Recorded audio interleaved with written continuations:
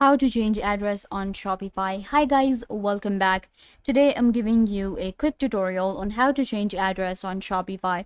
So let's get started. First, what you have to do is you will open up Shopify and you will get to the admin right here. So changing address is really easy. You will just open up your settings. In settings, you have to go to store details. In store details, the second option is address. In order to change your address, click on edit. And now you can change your address. You first have to change your country, then enter your address. After that, you can enter your apartment and suite, city, postal code.